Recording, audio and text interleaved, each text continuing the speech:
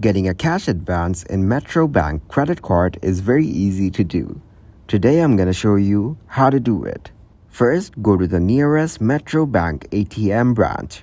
Next, insert your Metrobank credit card to the ATM card slot with a smart chip facing upwards.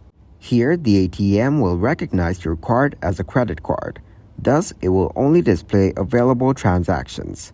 So, choose a section, then tap on the Cash Advance option. Now, once it is done, input your PIN using the number keypad of the ATM. Using the same number keypad, enter the amount you want to withdraw. Click on Yes button to confirm.